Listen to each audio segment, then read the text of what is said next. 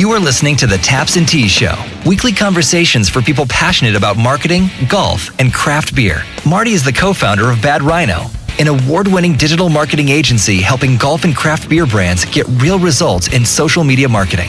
Here is your host, Marty McDonald. Hey everyone, welcome to another episode of Taps and Teas. And today I have a great person who I like to kind of refer to as a networking wizard. I don't know if that's the right term or not, but that's what we're going to go with. And why would I call her a wizard in networking? Because her background kind of puts everything into perspective. So let me introduce our guest today, Ashley Owens. She has the first and only networking concierge that really puts you in the right situation, or more importantly, sometimes can get you out of the wrong one. She works as a strategic partner, attending events with professionals. And full disclosure, as I mentioned on these podcasts, if I've ever hired somebody, yes, I have hired Ashley to come with us to events and things like that. And what she does is she'll make those intros, and she is really good at it. And she's also really good at noticing the right ones. She started her career as a personal and executive assistant to two celebrities in New York City. And from there, her experience in networking grew. She had various positions from that in customer service, business analytics, and account management. But since 2017, she's grown her business into something that really she could never, dreamed it would become. And she not only hosts two digital TV talk shows, she also works and makes intros like nobody I've ever met before. She's taken over 700 intro phone calls with business professionals looking to grow their network. And what she's really good at is making the introductions to the right people. And since she started her business, she's spoken in person and virtually to over 50 networking groups, organizations, companies, both local here in the Philadelphia area, as well as internationally, which is awesome. She's been interviewed on the Mel Robbins Show. She produces and hosts podcasts talking to entrepreneurs about everything and anything, including their screw-ups. And she's really great at introing you to the right people. So without further ado, Ashley Owens is the guest today. Ashley, how's it going? Hey, Marty. Thank you so much. I love when we get a chance to hang out. This is so much fun. Thank you for having me here. Sure. So anything I missed there, or anything you want to add into your intro about what you do? I mean, lady of the night, just depending on the day of the week. No, more or less just, every time I hear my bio, sometimes I'm like, oh my God, that's obnoxious. No, but you kind of hit on everything. The talk shows, the podcasts, just the overall stress and the lack of sleep is usually what comes from that bio. But you hit on everything. All right, great. So tell us a little bit in your own words, what you do and what makes you a little bit different than everybody else. Because I do think you have a very unique service in that not only doing the intros and the quote unquote networking thing, but also attending events, probably now virtually as well as in person to help people, make those connections. So explain a little bit more about your business. Sure. So in the beginning, when I started, as I was figuring out the service offerings, I found that there was a really big disconnect between business development managers and people who owned small to medium-sized businesses who really didn't understand why their network actually worked for them. So the problem typically became, I hate going to events by myself. I don't know what events to go to. Who do I network with? And I really kind of saw a need and I tried to fix it. At the time when I decided to start the business, it was at a time where I had left my previous position. I was working and selling custom software. But before that, I had 18 jobs after I graduated college. And that was due to mergers and acquisitions and budget cuts. But the benefit allowed me to be able to talk intelligently to different industries because I was there for 8 months to 10 months and able to really connect the dots. And then when I decided to leave my last position, I was at a networking event, and that's how you and I met. And I found that there was an issue with people really trying to figure out the right networking activity. I'm a very operational person. So when I decided to start the business, I wanted to see how I could tactically manage and handle a network because people was something, that I felt like I had a good handle on. And so the services in the beginning where I was following up with, professionals when they went to events, introducing them to strategic partners on site and then doing the follow-ups. And then it quickly became, I need to teach people how to be on site, how to actually network throughout the room. And so because of my background in performance and entertainment, I actually taught a lot of improvisation, that's all that it was. So kind of taking those aspects, putting it into practice. And now since, the world is kind of on fire at the moment and everything is virtual, all of that transitioned to, I was still training, sales teams and associations and business professionals how to network, but it was very 50% on site and then 50% online.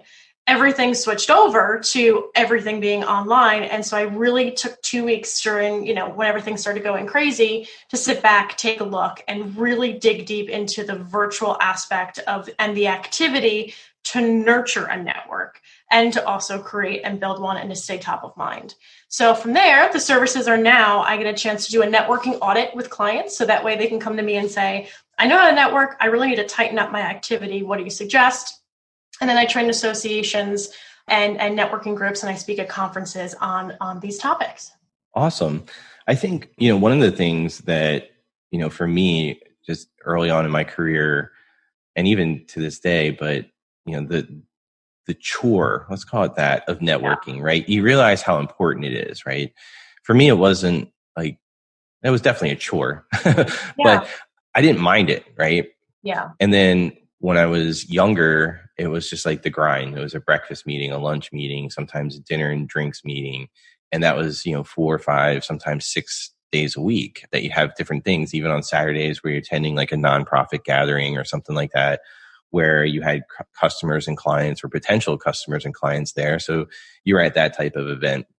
And for me, it was not a big deal because I did not mind going, right? But it then becomes this thing after so many years where it's just like, whoa, we got to pick and choose some things, right?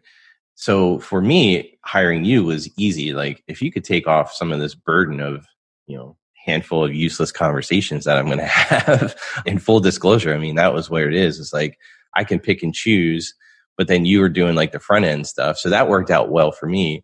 The small business owners, that you work with, even mid-size, I mean, do they hire you because they see it as a chore, or do they see it as something where they're kind of almost scared of networking face to face with people?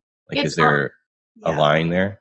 It truly can be both. It's more, it doesn't even matter on the size of the business. It matters on the person, what their comfort level is, right? So usually if I get a mid-sized company, they have me train their teams, which is between, 5 and 6 business development managers that are usually they're a range of demographics. You've got, the older gentleman who knows how to close deals and usually is, based off of a handshake and understands the value of networking, but it's a little bit more old school. And then you've got the 22-year-old coming out of college who doesn't know how to pick up the phone and make a phone call, that has never done cold calling or has, really never put their time and effort into getting proverbially punched in the face when you go out and network, right?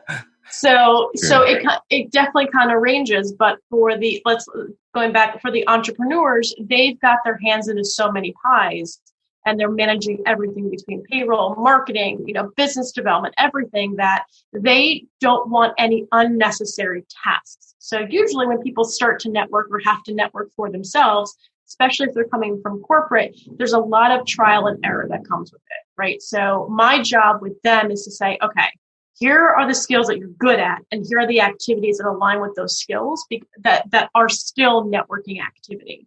So for example, let's say I have a client who's introverted. I'm not going to stick them at an event that is going to be overwhelming for them, right? Even if I go with them, their energy is going to be depleted. And then 2 days after that, they're still trying to recoup.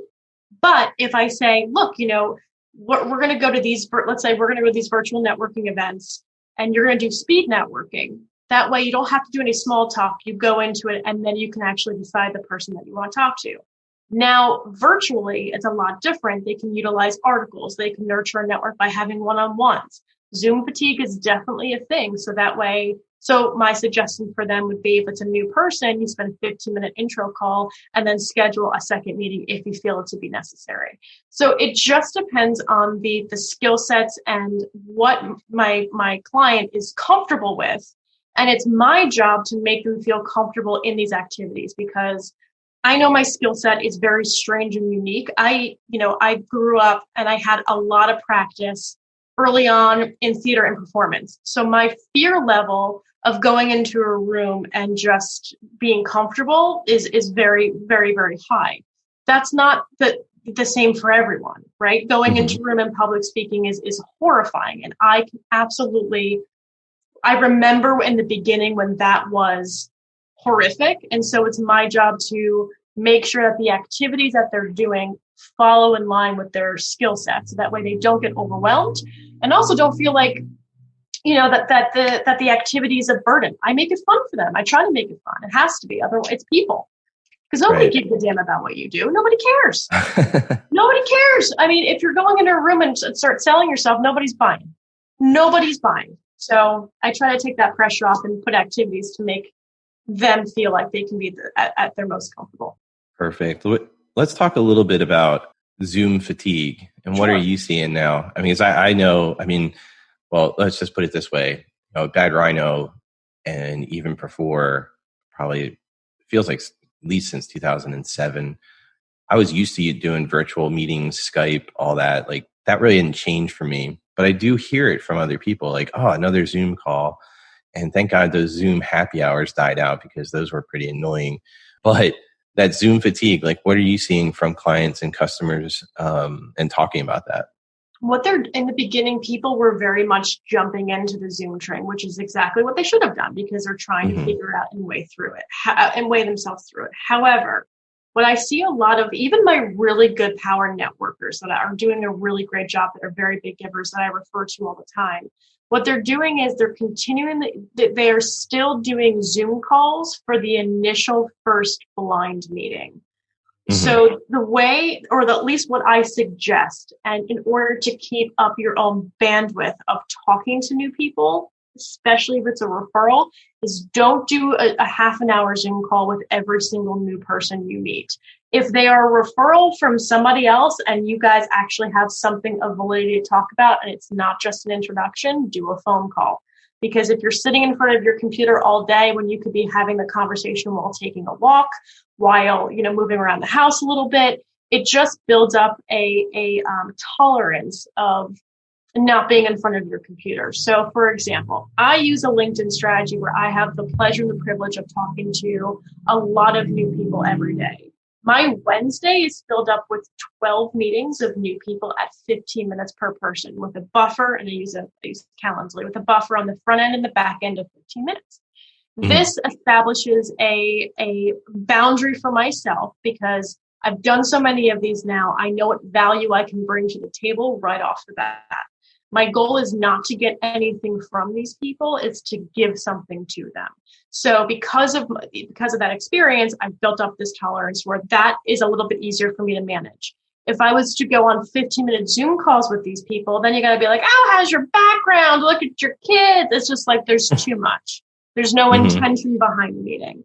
So Zoom fatigue, yes, is definitely a thing. I think that people need to also start not saying yes to every single person for Zoom and just say, first meeting, let's get to know each other on a phone call like we used to do. And then if we decide to have an additional conversation where there's not an agenda, but there's more, we know how we can continue this relationship or this professional relationship, then yeah, absolutely, let's do a Zoom. Right. No, that makes sense. Yeah. And a lot of people right now, so it's a mix of people that listen to this, but a lot of them are concentrated on craft beer and golf. Right. So golf has been booming because it's been an outdoor activity and people have been embracing that. There's been new golfers coming in and then there's been a lot of interest in there. So it's been digital and then in person. Right. Craft beer is, obviously an in-person thing.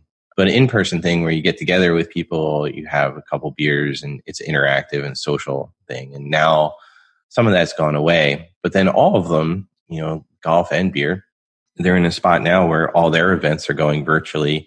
What would you recommend either one of them to just reach out before an event, or how would you strategize before they would attend this virtual event? What I would do is I would go directly to the source of it, which is the coordinator, and say, if you're getting invited to this, ask them like, hey, question for you. Would you mind sending me over who's on the list to go to this event? But also there's been this shift, and you can tell me if you feel this too. When there's an event, like a networking event that people have outside, right? We've been locked up in our homes for so long that those events, almost nobody talks about business. It's more of a social thing rather than, because we see them on the weekly or the monthly phone calls anyway. We get our business done at home. And then during this pandemic, the networking events, it's like, I get to see my friends. How are you? Your partners and the new people. And then you connect afterwards. I find that when you are, before you go to an event, at that point in time, you usually know who's going to be there, especially if you're part of the same networking group. Reaching out to the coordinator is super important if this is a blind event that you've just been invited to by the coordinator, maybe another person or somebody else invited you to go. Connect with them on LinkedIn, especially, or just check them out to see who you're looking to meet. And then let the coordinator know, hey, man, I'm looking to meet these 3 people. Would you mind making the introduction when I'm there? The coordinator would absolutely love to do that because they're managing this group. That would be my first suggestion. And 2, go and be human. You got to build the know and the like factor. The trust factor comes later. They got to know you, they got to like you, and then they got to trust you. So if they got to know you and like you, be yourself at those events. Don't talk business until it comes up, or at least when somebody asks you. Otherwise, you're there basically to find good partners that you can refer business to, and they can refer business to you as well. Gotcha. No, that makes sense. Hey, if you're enjoying what you're hearing on the show and want more, head on over to tapsandtees.info and get our free report with game-changing tips and strategies straight to your inbox. Just enter your info and stop being stuck with no marketing plan. So what types of things have you had to do throughout this whole COVID-19 issue that we're all facing to shift your business? Was it like an immediate thing, or did you take some time and kind of think it out, or it was like, oh my gosh, what am I going to do? It's a great question. So in the beginning of March, I was actually in Florida visiting my family for the very first vacation I've ever taken. I have taken in the past since I started the business. So I was like, the one vacation I take, God, this is awful. So when everything kind of went down, I took 2 weeks. I took 2 weeks and I sat back and watched. I wanted to see what people were saying. I wanted to see what businesses were shifting, and I wanted to see what the networking world was talking about. From there, I decided to look and deep dive into different networking virtual activities, primarily around marketing, to really see what worked and what didn't work. And then I tested some of those practices. After I tested them and got good results, I piecemealed the ones that I felt were the best, and I put them into a presentation and started teaching more and more organizations and associations how to network virtually, because everything was shifting to online. But it took me about 2 to 3 weeks to do all of that. And so my initial thing was, you have to adapt. I had to teach myself Zoom. I went in and I really kind of focused on making sure that I was able to manage it as a speaker, as a trainer, to be able to walk into anything and talk about it, rather than being like, how do I share my screen? Or like, can you send over the slide? Like, these just people who just talk for a living, do not know how to share a screen via Zoom. I'm like, this is your only job. Like, what are you doing? But I shifted based off of what the need was. I asked the question, what challenges are you having right now with virtual networking? And I just asked the question and I tried to fix it. So just like I did when I met you at that one time at that event, I had to shift what people were, what the challenges were, because they're different. And then I put them into that presentation. I had keynotes that I was getting hired to go to throughout the year. Now, this was the year of my traveling, across the world and blah, blah. Never happened. But the opportunities grew even further because now everyone was kind of leaning into it and going virtually. And networking was such a hot topic that I kept getting asked to speak, which was great because it allowed me to then really dig into deeper issues that people were having to only expand the kind of things that I was talking about. So it really shifted, but I got lucky. I'm definitely one of the lucky ones to be in a position where I'm still getting business because this is a challenge that people are still having. Awesome. Yeah, it's always a shift. And I think people talk about networking, like, trust me, I miss traveling and doing all those fun things and networking with new people. And I do it way more strategically than I used to. Right. But also too, I think people miss that and they're just looking for a way to connect a little bit. So I think your advice is spot on there is, reach out, make sure you know who you're talking to or who you want. Just because it's a virtual event doesn't necessarily mean it's the best use of your time. Mm-hmm. It's always where people are missing is the couple drinks at the end of the event where, literally deals get done and relationships are made. If not, a deal right there, it's, down the road. Like, hey, I really enjoyed the time. I appreciate your insight. You move to the next step. And I think in every industry, not just golf and beer, but every industry is feeling the pain of just not having some of that human connection a little bit. But, virtual events were always on the slate to start really taking over some of these other things. And now it's just accelerated. And it'll be interesting to see as we come out of it, the differences that are made in work-life type balances and working from home and travel and things like that. So it's very interesting. So as far as that, like speaking of travel, I know you just took like one vacation and then the world ended. I guess this was your fault. You upset the balance. I know. I took one break and they're like, nope, not today. Nope, that's it. Nope. We're shutting the whole world down. So bad. Of course this happened. Yeah. So what's like the best place you've ever traveled to, whether it's in the US or outside? Like what was like, it doesn't have to be something extravagant, but your like most interesting trip. Oh man. I was in a relationship for a long period of time. I did not do a lot of traveling. And now that I'm out of that relationship, I'm very excited to be able to go to the places that I've always thought about going to. I may have an opportunity to go to Ireland next year to do a networking summit. So I'm working on that relationship right now, and that would be amazing. But the coolest place I ever really traveled to, honestly, I don't travel much, which is why I'm kind of dodging the question at the moment. But honestly, the Poconos have been the most calming, where I can like not do anything and just sit and just watch. And I always find to be at the most peace in a cabin on a lake, just hanging out. And then alternatively too, Long Beach Island again isn't so super crazy, but I feel at the most at peace. And those kinds of places where there's only like mom and pop places, like mom and pop stores, rather than like the big chains or like the really long, highways, all that stuff, just separated. So yeah, I mean, when you and I went to the brewer conference, that was fun. Went out there. That was as far as I've been able to travel. But don't ask me to go to Florida. I hate Florida. Oh, there you go. I hate it. We won't tell anybody. I definitely missed the Brewers Conference this year. It's a fun event too. I mean, and it's around beer. I mean, and it's huge. And CBC is giant, but it's an interesting place, an interesting time for sure. I did go to Vegas for I'm thinking about the conferences I've been to. That's pretty much how I travel. It's just going with you guys places. But the CES conference in Vegas, that was insane. That was a that was the biggest conference, I think, in the world. It was the Consumer Electronics Show, and they hired me to go out there for a couple of days, like 4 weeks before the event. That was a fun prep engagement. But that, Vegas to me is fun-ish, but super expensive. I mean, it was fine, but nothing like, I think I'm more in tune going to like the Colorados or like the Poconos and just tuning out. There you go. Well, that makes sense. Well, I do know you do enjoy some beers. So do you have a favorite beer or anything that you've had in the past 6 months or so that you really enjoy? I honestly, I sent this on my Instagram the other day and you commented on it. Oh, that's right. Chatty Monks. Chatty Monks. I had the first 4 flights. I think one was like a malt. All of them were so good. And I'm not a big beer drinker. I'll usually go for a glass of wine. But when I do go for beer, it's usually at a bar or if I'm going to Monk's Cafe in Philly. Mm-hmm. But man, were those good. There was like this cherry malt. Oh, I was really, really impressed. They were really good. So whatever I had that you can identify was probably my favorite. But they were great. Nice. Now, I don't know, but have you in your networking career have had to go to a golf event?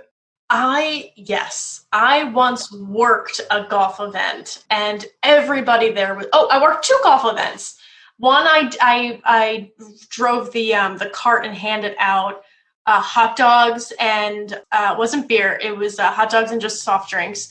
And then the other, I was managing the promotional representatives that were on each of each hole to talk about their businesses because each hole was sponsored by a company. And so I was managing the girls that were at each of the spots. So yeah, they were fun. They're a great opportunity. Everyone there was so nice. Did you ever work with somebody that had to go to a golf event that never played golf before and they were doing it because it's like business golf? Listen, if no, but that'll probably be me in the next few months. because I need to learn how to play golf. All my friends are, we're going to go and play golf. I'm like, I can hang out. Like, why are you guys not asking me to go? Like, have you ever played? No, but I can drive stuff. I can talk BS while I'm there. You're welcome. But I have not, and I want to. I need to learn how to play. Yeah, I think it's one of those things that we've really had interesting thoughts around that when developing some golf products and working with some golfers over the years. Yeah. And it's one of those things where I worked with a woman. Yeah. I don't know how long ago this was. No, I was just talking about the time. I felt bad for her. I felt bad because she was like all into it. It was like her second day on the job, and she's in our group. And we're just, we're playing a scramble format, so you don't have to hit every shot, And she showed up, and I mean, I give her credit. It's intimidating, sometimes, especially it's like your second day on the job, and you're like, yeah, I'm going to go. And my first intro is playing golf, and you could just tell like you haven't played for a while, and that's fine. Like, I'm not judging by any stretch of the imagination, but I always thought like a course, no pun intended, on how to get ready for business golf, where you haven't played that much, but here's where the etiquette is. Here's this, here's that, and just being ready to go. I take that course in a heartbeat. I think a lot of people would. Yeah. Because it's, I know quite a few women that have told me that like they were intimidated, and guys too, not just women. Yeah. But I think it's like glazed over where if you're in a company, and there's so many small companies that they do it for charity, or they have their own, where maybe there's like 15 to 20 people in the company that do play golf. It's a common like hobby, like from there. And none of them are very good. But if you come into a place and you're like, oh man, I got to go out and play and meet clients and do all this, and you're not used to it, it can be, a little intimidating. I was just curious if it ever came up, because it's an interesting little thing that comes out there. And I always thought it was an interesting way to attack it and kind of get people in there, because I have a couple of people that I know, and they get excited because the women have gotten better, and they like want to go, kick somebody's butt out on the course. And I love it. I'm like, this is awesome. Like go do it. And then you have other people, guys and girls, and they show up and they just don't know the first thing, and you feel bad. Like, I remember when I was out there and I was just like, oh, just stick with me. It's fine. Like, don't worry about it. It doesn't matter if you hit it. It doesn't matter if you don't hit it. If you want to sit in the cart, whatever. Yeah. Like, your participation here is just great. That you're coming out and just being a new employee and doing all that, and I thought, it's just weird to put somebody on an island like that. And it's interesting. So yeah, you have to learn to play and get out there. It's not hard. Yeah. I mean, it's hard to be perfect at it, but it's not difficult, and it can be fun. And, most people don't take it that serious, but a new person coming in, they think they're going to screw things up or hold people up. Right. That sort of stuff.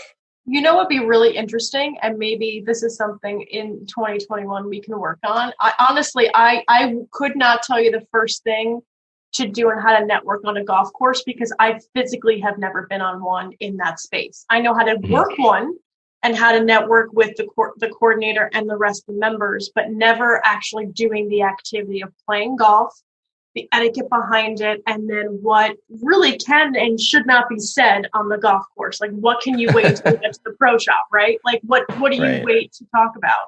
I would be really, really curious. I might do an article on that and interview some people on like their best tactical stuff, and then see what you think. But I think that'd be a fascinating course if you put that together. I'd take it. Again, and I wouldn't teach it. I would just say, this is what I found, and this is very interesting, and be interesting to see what the dynamics are and the difference. Yep. It's always interesting. So Ashley, tell everybody where they can find you online or LinkedIn, etc. Sure. You can find me at Ashley at ashleyassist.com. The website is ashleyassist.com, and it's all those same handles, Ashley Assist, on Facebook, LinkedIn, Twitter, Instagram, and that's it. That's all I got.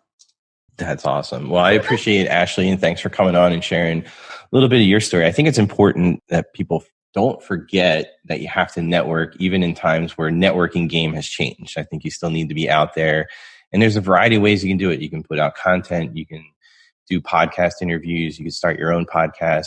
Kyle, who was on the show, he's a craft brewery insurance expert. He started his own podcast just out of it. He was just like, I think I'm just going to do this. And I think he's up to already like 100 episodes or something crazy like that in 6 months. And he just incorporated it into his week, but it gives him that networking capability that he was always used to doing, going to 2-3 events, visiting 2-3 breweries a week, making sure that he kept his name out there. And the podcast has replaced that in some part of creating that relationship. So I think it's important to do network. That's why I wanted to have Ashley on and talk about it, going through all these people that I've been interviewing, whether it's marketing in different capacities, not just digital, but other facets, as well as having people like Ashley on, is just to give an idea and a concept that hopefully will help you, continue on your business as this crazy time goes. And we'll be back to beer and golf very shortly. I know I keep saying it if you got this far in this episode, but all those episodes are coming. So appreciate it. And we'll have another person on in the next episode, which is Jim Palmer, which is one of my favorite people. Him and I go a ways back, and we've been working together for a while, but he has a really unique program, how you develop your own dream business. He's one of my coaches. So I look forward to, being on the next show and introducing everybody to Jim. Till then, have a great day, and thanks for listening. This is the podcastfactory.com.